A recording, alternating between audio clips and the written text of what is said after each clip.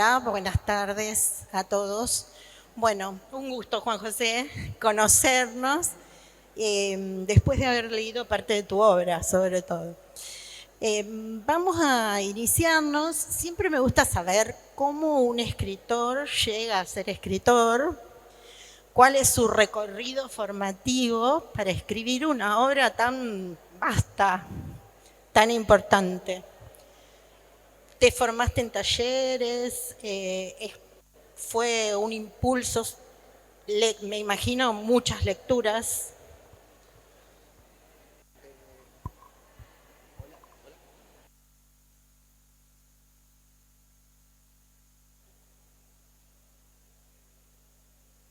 Hola, ahí está. Bueno, muchas gracias por la invitación. Eh, la primera vez que vengo a Venado Tuerto. Gracias, Gaby, por tomarte el trabajo de leer. Bueno, eh, yo creo que un escritor, no sé si un escritor, en el caso mío, como que me fui formando sin saber muy bien cómo. Es decir, a través de procesos inesperados, eh, ramificados, y obviamente a través de una experiencia de lectura que yo llamaría libre, es decir, no catalogada. Ir leyendo lo que me llamaba la atención, lo que me decía desear lectura. Y después yo creo que el paso entre escribir y entre leer y escribir es un paso que se da con mucha naturalidad en los lectores. Creo que es más difícil dar el paso de empezar a leer. Es decir, una persona que nunca leyó y empieza a leer da un paso, me parece a mí, más eh, drástico que la persona que está leyendo y de golpe decide escribir. Y por otro lado, digamos, esto que cuento es anecdótico. En el fondo me siento un escritor en formación.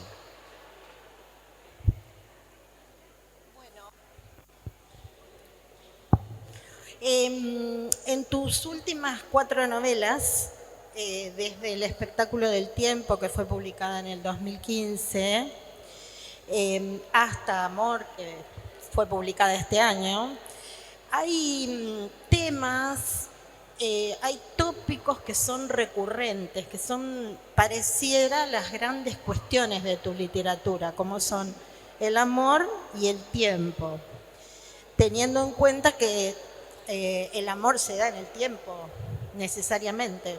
Pero, ¿cómo llegaste a, digamos, el amor tal como lo relatás en Amor, o como ese narrador lo relata en Amor, es una experiencia que aparentemente desaparece? Es posible que desaparezca como la conocemos hoy. ¿Cómo llegaste a esa visión del amor? Que decís que puede desaparecer. Bueno, es como un número cantado, que todo va a desaparecer. Es una premonición que en las apuestas pagaría muy poco. Digamos, no sé si, yo digo, la experiencia de un amor vinculado como a fuentes literarias, que es un poco lo que domina la cultura del amor. Porque yo creo que eso, bueno, es una cultura, ¿no? Con todos los matices que pueda tener. Y en cuanto al tiempo, yo sinceramente nunca imaginé para escribir un repertorio personal. Nunca dije quiero escribir sobre esta cosa o aquella otra. Simplemente me pareció que era como el único tema sobre el que yo podía escribir. Pero al mismo tiempo hay una paradoja, porque si bien yo siento que es el único tema sobre el cual a mí me interesa escribir, también siento que me lleva a un estado de ineficacia total escribir sobre el tiempo y sobre el amor. Es decir, la experiencia humana respecto de esos dos fenómenos, uno me parece que está más vinculado a la fatalidad y otro tiene más que ver con la búsqueda. Es decir, cualquier experiencia que se quiera describir respecto de esos dos universos es insuficiente. Y más insuficiente que si uno decide escribir sobre otras cosas. Supongo que ahí en esa, tampoco es una decisión, en esa situación que se me presentó como escritor frente a esos dos asuntos, lo que hago yo es vender cara a la derrota, por decir así.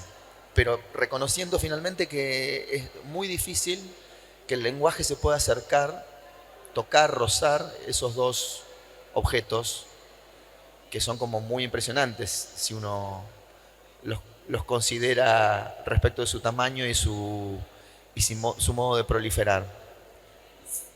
Bueno, ambos están ligados directamente a la experiencia humana, el tiempo y el amor, digamos, ambos lo transitamos. En El espectáculo del tiempo, que es una novela organizada de manera un tanto caótica, no es lineal, no es cronológica.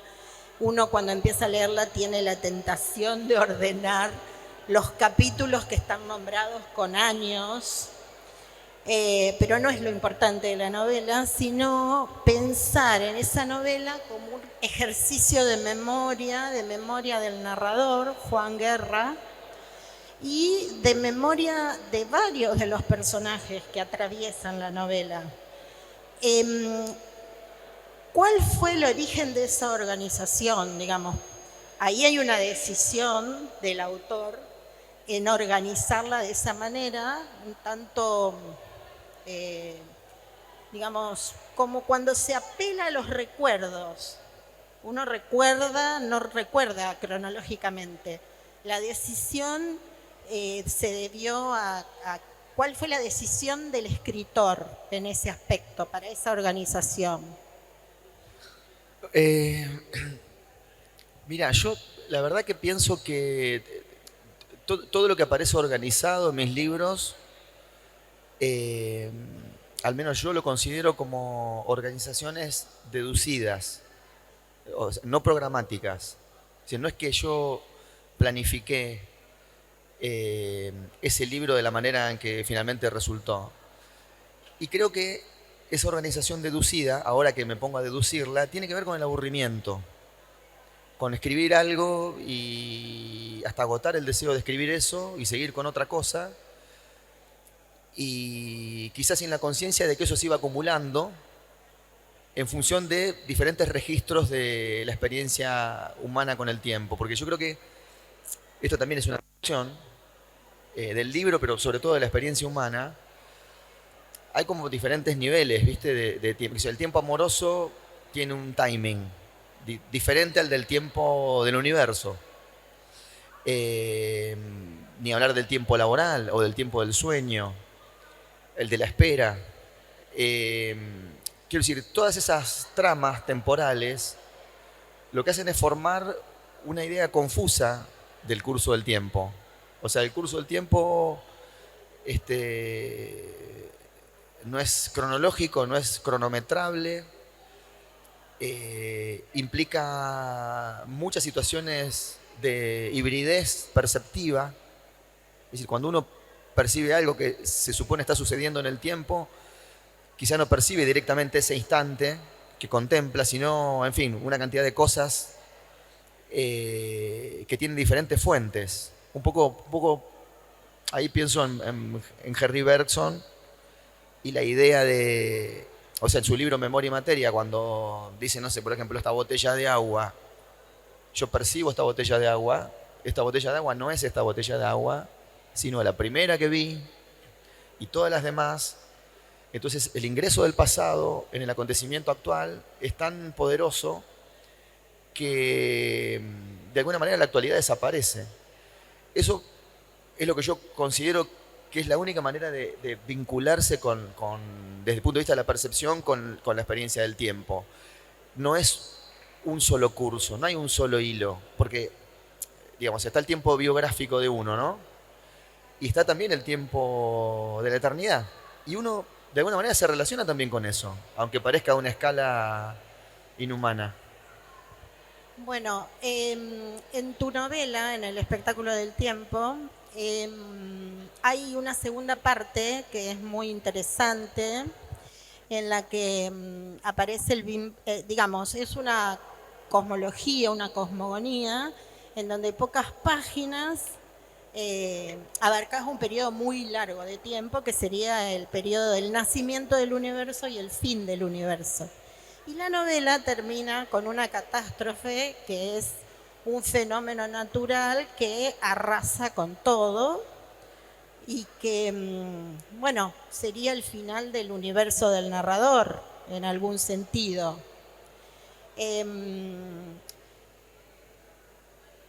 ¿Cómo? Porque además en la novela aparece un astronauta, que es el que le da el nombre a tu novela, que es: en el espacio yo percibí el tiempo, digamos, vi el tiempo.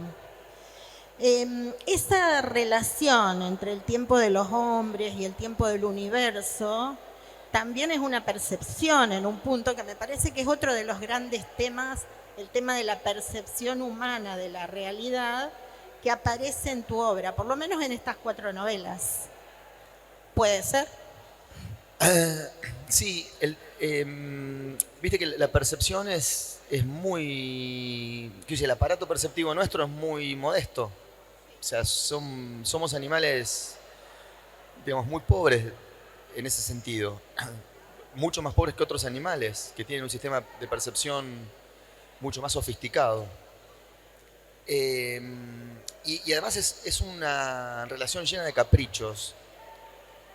Entonces, por esto que vos me decís, me pongo a deducir que ese capítulo del que vos hablás, que es un capítulo que cuenta la historia del universo desde el Big Bang hasta el Big Crunch, es decir, desde el origen hasta la destrucción del universo, escrito en pocas páginas, yo creo que lo que ocurre ahí es que contrasta con otro capítulo, que yo no me acuerdo si anda dando vueltas cerca de ese, no sé, creo que sí, la verdad mucho no me acuerdo, pero es el capítulo de una concepción, la concepción de un hijo, que está contado en muchísimas páginas de una manera muy tediosa. Es en un registro, llamémosle pornográfico, pero pornográfico en el sentido más tedioso, más técnico, más repetitivo. Y en realidad yo creo que se me ocurre pensar como lector, ¿no? Que justamente no soy yo el lector de libros míos, que ahí hay como un sueño cumplido de la literatura, que la literatura le da a las cosas el tamaño que quiere el que la escribe. Es decir, hay como un poder en la literatura, como de hacer cualquier cosa, como de invertir escalas, porque no se explica desde el punto de vista, llamémosle entre comillas, técnico, que la concepción de un hijo, es decir, el acto sexual por el cual una pareja va a concebir un hijo, pueda durar más que el universo. Y sin embargo, en la literatura, por lo menos en ese libro, dura muchísimo más. Porque yo creo que lo más importante que tiene la literatura es brindarnos esa posibilidad como manierista, como retobada, de que las cosas sean como las contamos, de que la realidad material sea como la contamos y que incluso la realidad literaria a veces tenga más poder que la realidad material. Eso para mí es un poco el milagro que produce la literatura, por lo menos cuando yo leo. No, cuando escribo no, pero cuando leo sí.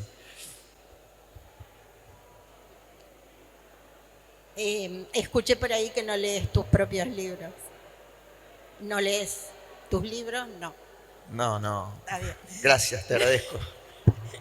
No,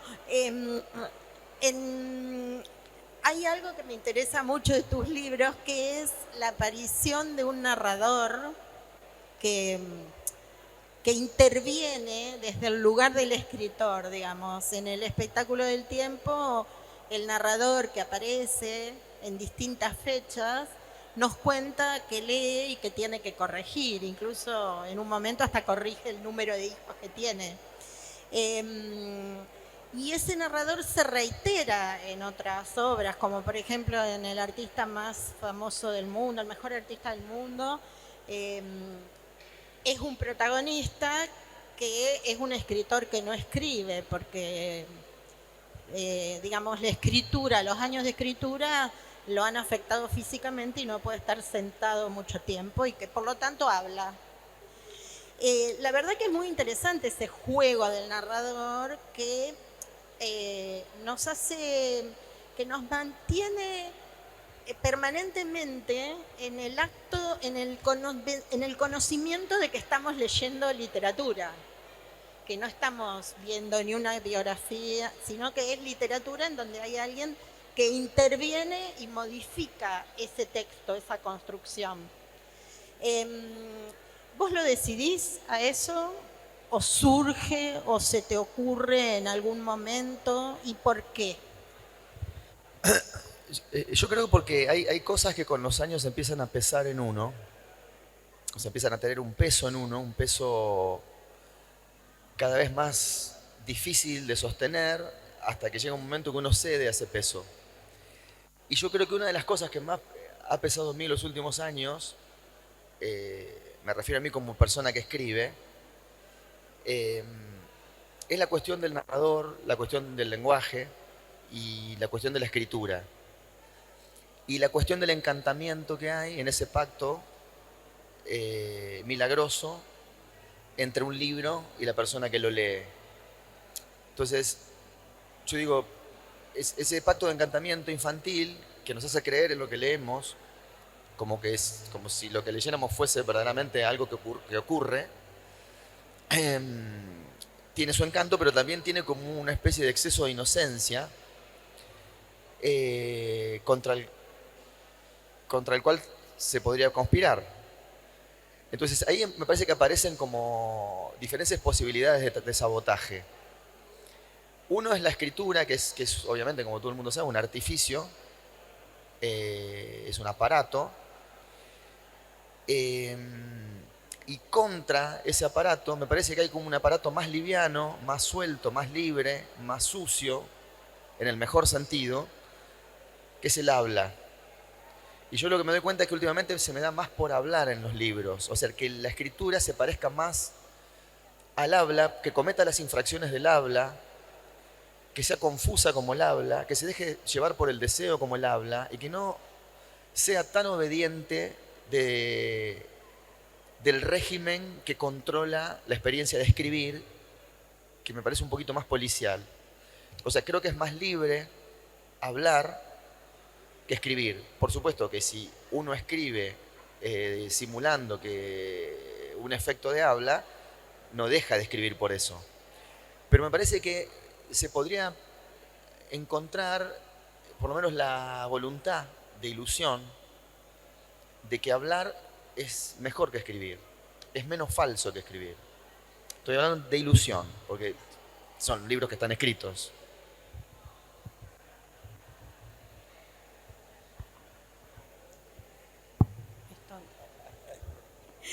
Bueno, con respecto a amor, en realidad en toda tu literatura, pero amor presenta una estructura híbrida, porque hay un Juan José Becerra que se ubica temporalmente en el año 2123, que nos cuenta de qué se trata lo que vamos a leer luego. Hay distintos testimonios sobre una protagonista, sobre Ana, una entrevista que está expresada en dos claves, una para ser publicada y otra que es la entrevista completa de ese escritor cuyo apellido es Castillo.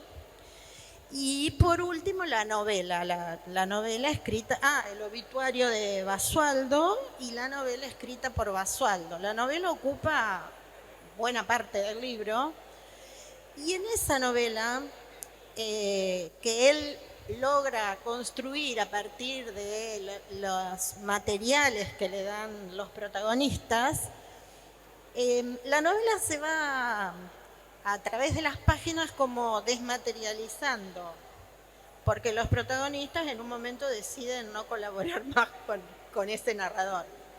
Y el propio Basualdo comienza a interrogarse sobre su función y se enoja con ellos.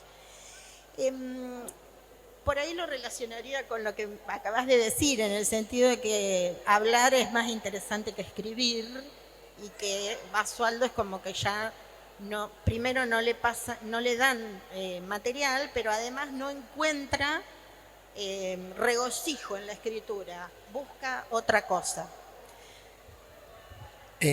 Sí, eso que decís, yo creo que para mí la literatura no puede ser un trabajo. Y lo planteo en términos como, digamos, imagino ejemplos por la vía contraria. Si nosotros a nuestro trabajo, en el que ganamos un salario, cumplimos con determinadas tareas, en determinado horario, nos dicen, anda cuando querés, dudo mucho de que vayamos todos los días, hagamos siempre la misma tarea y cumplamos siempre con el horario estipulado. Lo que quiero decir es que no puede haber una literatura no deseada por parte del que la hace. Yo me aburro mucho cuando escribo. O sea, entonces lo único que hago es saltar hacia otra cosa, o si el personaje que está experimentando alguna situación se aburre, porque yo me estoy aburriendo, darle la posibilidad de fugarse hacia situaciones más llevaderas, más deseadas. Con ese criterio, que no es un régimen, sino un criterio, lo que ocurre en la experiencia de escritura son cosas totalmente inesperadas para uno. Cosas que están fuera del cálculo narrativo, digamos. Y a mí me gusta mucho eso, me gusta mucho sentir esa... O sea, entreverarme en situaciones en las que yo no sé muy bien qué es lo que estoy haciendo, qué sentido tiene. Esa situación de zozobra, lo que hace también, me doy cuenta últimamente, y me doy cuenta con ese libro, es reventar el libro por dentro, de alguna manera. Llevarme a mí como persona que escribe a una especie de desastre desde el punto de vista formal, pero no encuentro, hoy, digamos, no encuentro alternativa a esa situación. Es como que es a la única situación en la que yo me siento que debo reportarme, al deseo de escribir, y que ese deseo sea el que de alguna manera domine la situación, y además de la situación me domine a mí también. Es decir, que yo no tenga más poder que mi deseo, mi falta de deseo de seguir escribiendo lo que estoy escribiendo. Es una situación un poco kamikaze, pero bueno, a mí me gusta eso.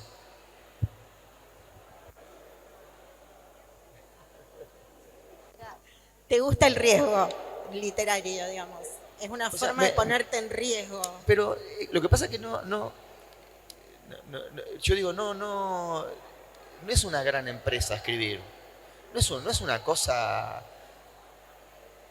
impresionante, nadie está esperando nada de las personas que escriben. Entonces solo se justifica el hecho de escribir, me parece a mí, por el lado de ejercer la libertad de una manera extrema.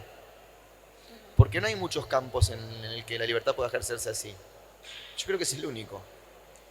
Sí, y la literatura, o sea, desde el lenguaje, la libertad es total para quien la asume como tal. Es posible escribir todo. O sea, no se puede vivir en libertad.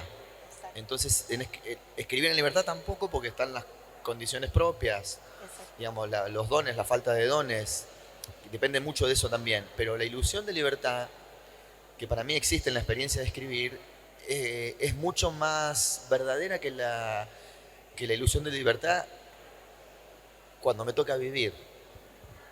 Bueno, en tus novelas eso se nota porque abarcan desde el sexo de manera, como dijiste, casi pornográfica, y la experiencia de la amorosidad hacia los hijos o hacia alguna de las tantas mujeres que el personaje de El espectáculo del tiempo con las que se relaciona.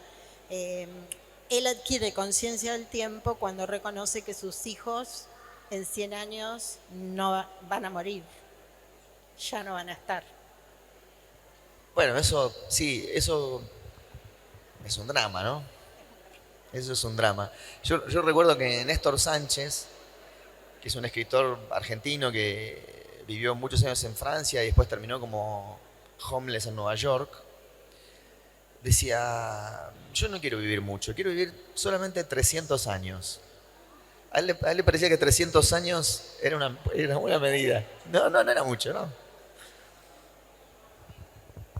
Comparado con la edad del mundo, 300 años no es mucho. Del universo, 300 años no es mucho. ¿Cómo organizas tu tarea de escribir? Y si estás escribiendo en este momento, ¿siempre se escribe o hay momentos que no? Sí, estoy escribiendo y es un poco... Me pasa esto, ¿no? Que empecé a escribir una novela, la mezclé con otra y ahora aparece otra cosa nueva que nada que ver y no descarto... Que si no me parece que tenga que cambiar... no me parece que tenga que reemplazar una cosa por otra. Sigo escribiendo como si fuesen varias novelas en una, que no sé muy bien qué es. ¿Y cómo me organizo? ¿Qué sé yo? Por lo general escribo a la mañana. No sé por qué. Digamos, ¿lo haces con lecturas previas? ¿Qué es lo que te dispara una historia? ¿La observación de la vida cotidiana o nada? Eh, no. Hay como... Sinceramente no sé cómo explicarlo porque no... Me cuesta recordar, capaz que alguna vez ocurrió, que haya entrado a algún libro, a la primera página de un libro con una idea firme. Sí, digamos, por ahí con alguna escena. Y después es cuestión, me parece a mí, de dejarse llevar y ver. Yo creo que ya en la primera frase de una novela está como el ADN de la novela. Es decir, todas las prestaciones de la novela están como encriptadas ahí. Sus derivas, su extensión. Y hay que esperar, digamos, que ocurra. Y entre tanto, de alguna manera, como estar a la vera del fogón. O sea, como esperando que el acto de escribir curse todo ese paisaje verbal o de imaginación o de lo que fuera.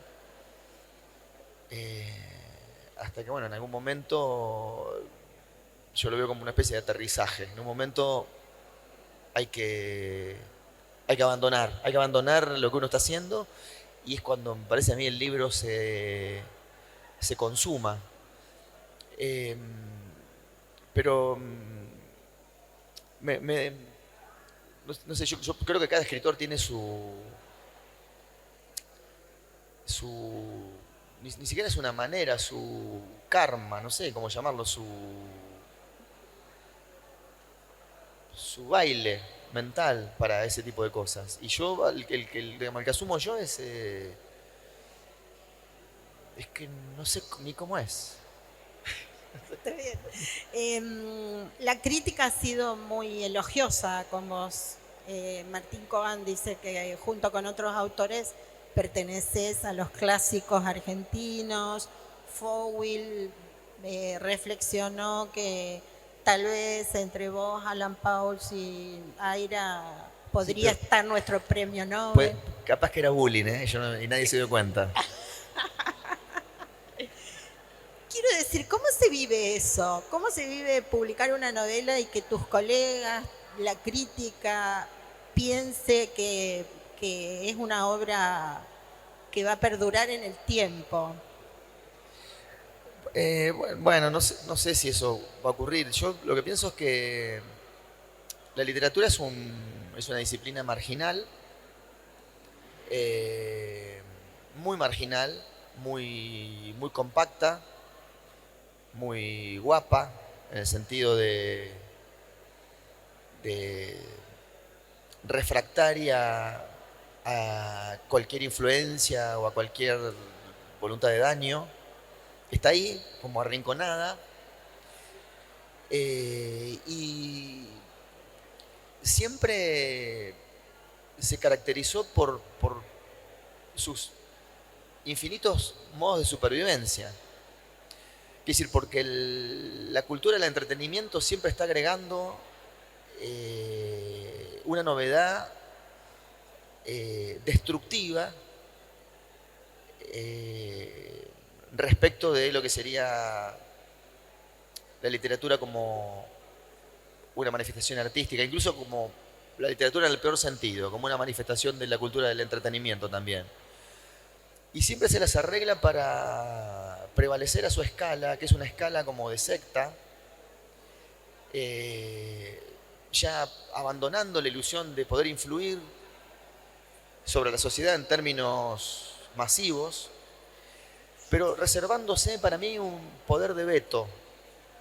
Es decir, la literatura tiene todavía ese poder, el poder de todo me chupa un huevo. O sea, la literatura es en eso muy arrogante. Digamos, pero es una arrogancia, es la arrogancia del débil también. Es la arrogancia de aquel que sin arrogancia no podría sobrevivir. Esas cosas a mí me parecen conmovedoras de la literatura.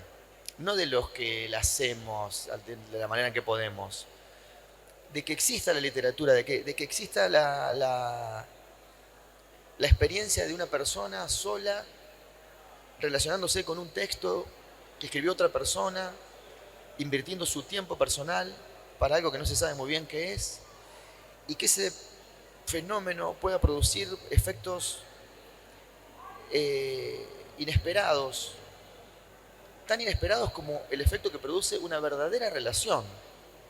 Es decir, para mí la relación de un lector con un libro muchas veces, si la relación no está malograda, es la misma relación que se puede tener con una persona, pero no con una persona cualquiera, con una persona importante en nuestra vida.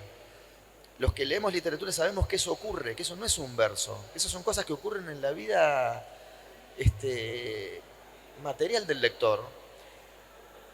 Y yo creo que no hay nada que pueda competir con eso. Es decir, podríamos decir, bueno, sí, pero hay cosas más grandes que la literatura. Perfecto, hay cosas mucho más grandes que la literatura. Y cosas muy buenas también, más grandes que la literatura.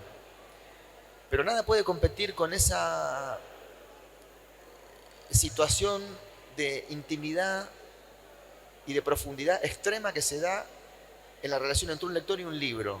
No creo que haya algo más profundo que eso en el universo artístico. Me da la sensación de que es muy difícil, primero porque el tiempo que el lector le brinda al libro, porque también es una cuestión de relación que se da en el tiempo. Quiero decir, uno, no sé, te gusta mucho Francis Bacon, te parás frente a un cuadro, ¿cuántos podés estar? Pero si querés leer En busca del tiempo perdido, tenés que dedicarle meses de tu vida a eso. O cualquier novela, tenés que dedicarle días de tu vida a eso. Eso ya implica un compromiso del orden de la relación.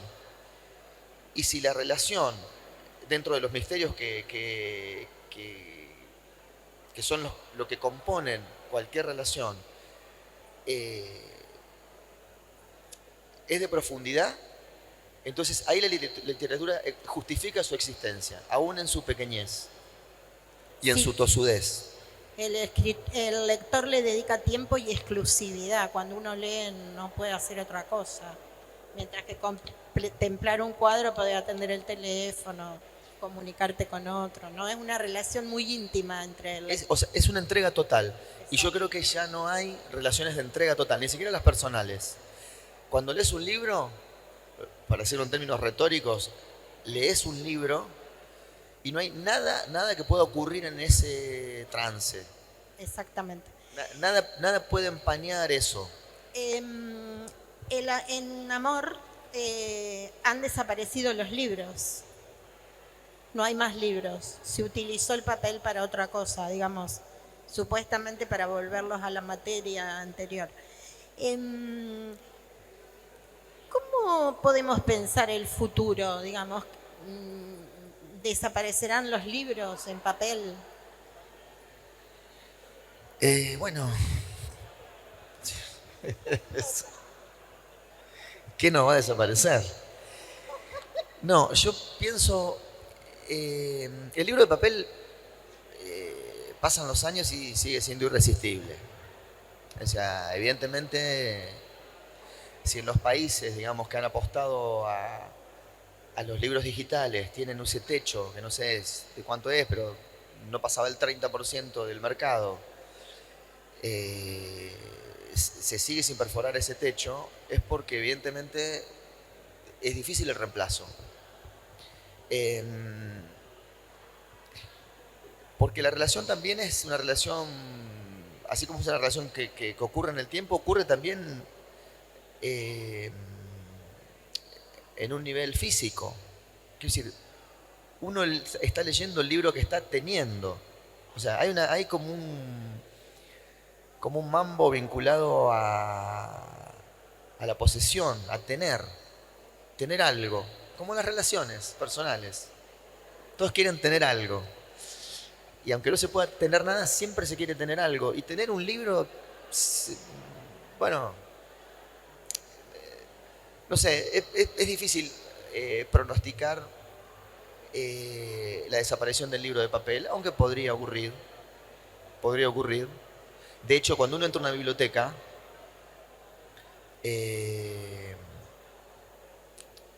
la Biblioteca Nacional, supongamos, hay más libros digitalizados seguramente que libros en papel, ya a esta altura. ¿No? ¿Sí No o sé. no? No sé, no. La- hay una biblioteca, la Biblioteca Nacional de Qatar, Sí. que es un edificio extraordinario, parece diseñado por Borges. Tiene como, digo, parece diseñado por Borges porque tiene como una preocupación arquitectónica que consiste en que la persona que entra al edificio ve al mismo tiempo todos los libros. Hay como una disposición de escalinatas o de gradas donde los libros están todos vistos o ofrecidos a la vista por sus lomos. Entonces se ven todos los libros y hay millones de libros, pero hay mucho más libro digital.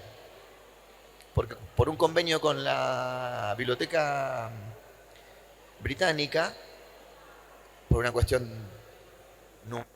numerológica, estadística, quiero decir, son más los millones que hay digitalizados que los millones físicos.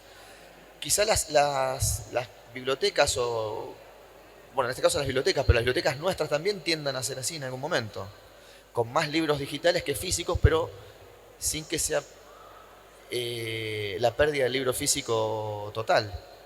Sí, claramente. No por ser autorreferencial, pero yo tengo más libros digitales que libros físicos en este momento.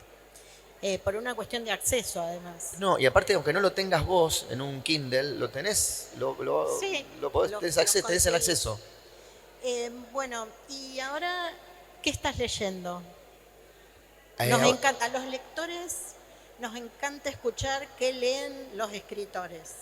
Ahora estoy leyendo el libro de Hernán Díaz, que se llama A lo lejos, que es un western sobre buscadores de oro. Y pese a que Hernán Díaz tiene mucho éxito, me gusta. El autor de Fortuna, que fue un libro, es un libro muy leído, Fortuna, Sí, que recibió el premio es Pulitzer. un libro tanque. Ya. Sí, que tuvo mucho éxito, ese es el que tuvo mucho éxito. El tema del éxito para mí es un tema secundario, o sea, respecto del que debería ser el primario. O sea, es un epifenómeno que se presta a muchas confusiones, porque también hay libros que se leen poco y son malísimos. No es que los libros que se leen mucho son Sí, todos malos. lo mismo que como los ridículo. premios, es secundario. Es como... Sí, Pero es cierto que el prejuicio existe. El prejuicio del lector de literatura no ve con buenos ojos que a los libros le vaya bien. no, Es un no mundo, nos gusta el éxito ajeno, es un mundo lleno de envidias. ni que reciban muchos premios. Sí, la gente es muy envidiosa. Pero para mí hay que tener en cuenta solamente el objeto, de lo demás no tiene importancia. Bueno, hay otra faceta tuya como escritor que es el de periodista, la de periodista. En realidad es tu digamos, es tu título universitario ser periodista y publicás en Diario AR. Sí. Y tus columnas son muy compartidas en las redes sociales y hay de todo en ellas, análisis de la realidad y sobre todo el fútbol, que es tu pasión. Sí, Las bueno, últimas fueron de fútbol. bueno, porque justo Sí, se dio que Boca jugó la final, sí, Boca. la trágica final. Pero no, escribo de cualquier cosa en De realidad. cualquier... O sea, hoy tengo que escribir sobre el debate, o sea, más cualquier cosa imposible. Hoy tenés que escribir sobre el debate. Sí. Ay, qué suerte la tuya. Pero Bueno, igual para mí ya ganó uno. pero yo leí un libro tuyo que fue publicado en el 2018 que se llama Fenómenos Argentinos. Ese lo leí en digital, por ejemplo, en donde aparece el análisis muy incisivo, con un humor muy irónico, muy ácido, sobre figuras del periodismo y de la farándula argentina que contribuyeron a formar el sentido común, digamos, de por lo menos la zona núcleo. O sea, la boludez. Puede ser. El sentido común, lo que está bien y lo que está mal, en qué tenemos que pensar o no. Y ahí aparecen periodistas de mucho renombre, muy premiados también algunos. Bueno, sí. Yo creo que la literatura no le gusta meterse mucho con objetos sin prestigio. Tiene como ese prejuicio. A mí me parece que las herramientas que te dan la experiencia de leer y de escribir son muy útiles para leer los objetos que más pesan en la esfera pública. Quiero decir, en la discusión pública hay muchos personajes que por más trash que sean, uno como lector puede abordarlos como si fuesen obras de arte, de alguna manera. ¿No te parece que son obras de arte? Lo de obra de arte un poco mucho. A mí siempre Como libros. Sí, o sí, como libros, o sea, hacer una lectura de esos personajes. Son personajes muy influyentes, son los personajes que componen el sentido común. El sentido común para mí es una tragedia del sentido, porque no puede haber sentido común sin perder la soberanía personal de asumir el sentido propio en cualquier experiencia que tengamos. O sea, si yo me pliego me pliego al sentido común, o subrayo el sentido común, o me afirmo en el sentido común, lo que estoy perdiendo en esa operación, o sea, porque es un poco lo que decía, digamos, ¿qué es el sentido? Desde el punto de vista de Nietzsche, el sentido es un valor aplicado por uno a un acontecimiento, a un objeto. Entonces, cuando uno se pregunta, ¿qué es esto? ¿Qué es esta botella? La pregunta en realidad es, ¿qué es esta botella para mí? Que venga alguien a decirnos, ¿qué es esa botella? Y con nosotros digamos, tiene razón, sin poner en juego nada de lo nuestro, de lo aparentemente nuestro, a mí me parece un hecho triste. Me parece muy triste. Yo cuando escucho personas que hablan como si fuesen la televisión, yo estoy hablando con un televisor. Porque hablan con un régimen lógico, para darle un nombre amistoso a la palabra, lógico, verbal, de personas que no solo que compactan el sentido común hasta volverlo insoportable, sino que son personas interesadas en transmitirnos el sentido común, en penetrar en nosotros con ese sentido común. Yo anhelo como individuo una situación en la que yo sea refractario a lo que esas personas, porque son poderosas, y solamente porque son poderosas, me digan a mí qué es esta botella. En todo caso, prefiero, porque me parece que tiene mucha más onda, cometer el peor error de lectura del planeta acerca de qué es esto para mí, pero que sea una lectura soberana. O sea, porque si no, no hay sujeto. O sea, es muy triste lo que pasa. O sea, me parece de las calamidades sociales, por supuesto, la de la pobreza es la número uno, pero de las verbales, de las catástrofes verbales, hablar por boca de ganso es una cosa, y uno ve personas grandes, instruidas, que han pasado por la universidad.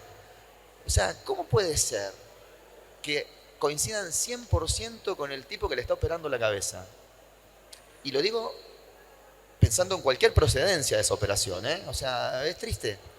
Sí, es el imperio de un medio y de una posición ante nuestras subjetividades, ante nuestra personalidad, que además cristaliza en un sentido, porque no tiene fisuras, digamos.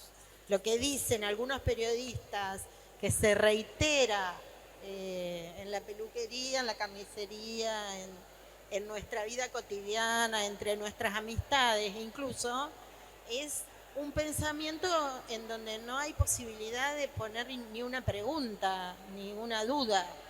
No, y aparte, digamos, como es un estado de afirmación, es muy difícil competir con el estado de afirmación porque por lo general la reacción de la persona que afirma respecto de, bueno, algún matiz que uno puede introducir, es una reacción por lo general violenta. El último incidente que tuve yo fue, en la calle, digamos, fue una verdulería con una señora jubilada que hablaba barbaridades de un feriado. Y yo le dije, señora, usted es jubilada. ¿Usted no sabe que la gente quiere trabajar menos? Que en la obra de Marx, lo más importante que dijo Marx no fue la plusvalía, sino que la primera revolución era la revolución del tiempo. La gente quiere vivir. ¿Cuál es el problema? O sea, ¿hay algún problema con vivir? ¿O hay que trabajar el día que se quiere vivir?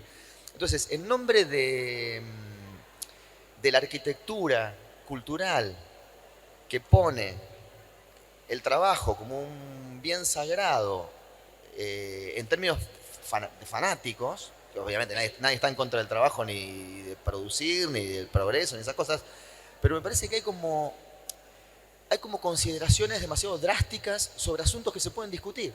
Es así de simple. Y además, en las discusiones también, cuando una persona afirma, no está en una discusión, está en sí mismo. Porque si yo discuto con vos, Gaby, o discutimos los dos, la discusión, la única manera que la discusión sea buena para los dos, es que los dos entremos en pérdida.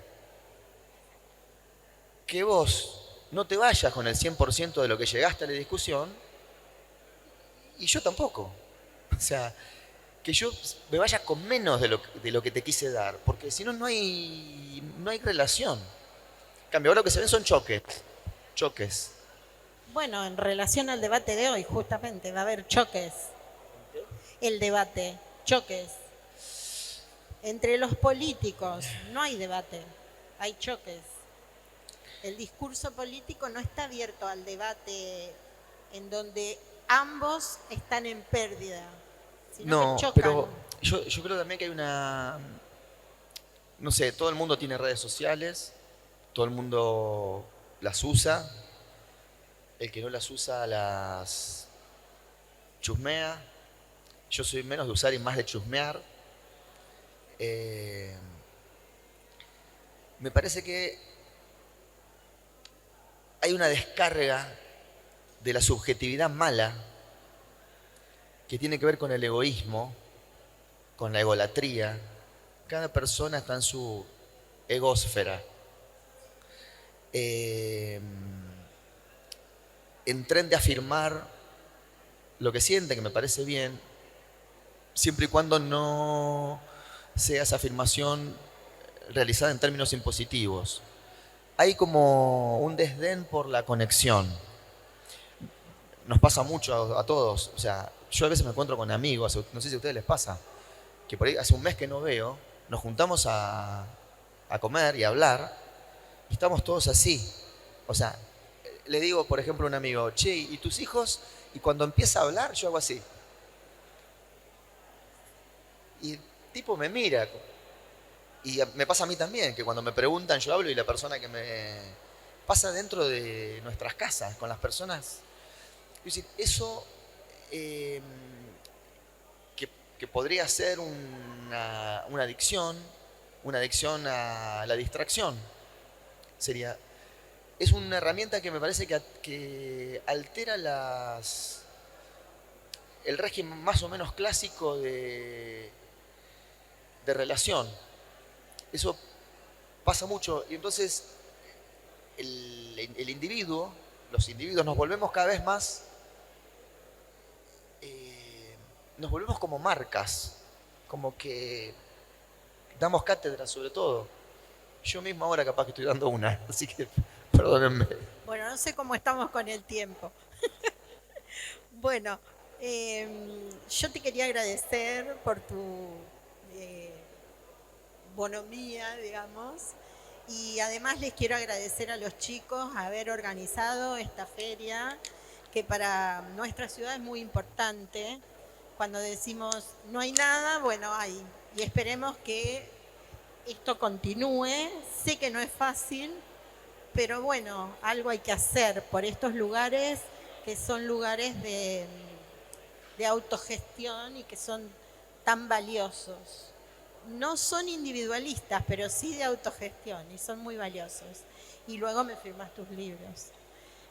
Acá hay algunas alumnas mías. Yo siempre les decía en el aula, lean a Koan. Ahora les agrego, además de Koan, hay que leer a Becerra.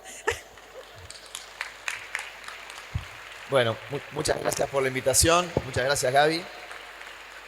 Y ojalá que la feria siga porque es decir, esta actividad que se da acá, solo se da acá, es así, es como irreemplazable.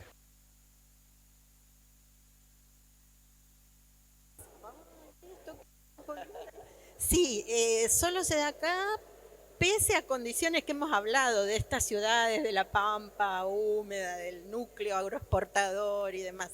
Pero siempre hay espacios. Supongo que en tu Junín natal también.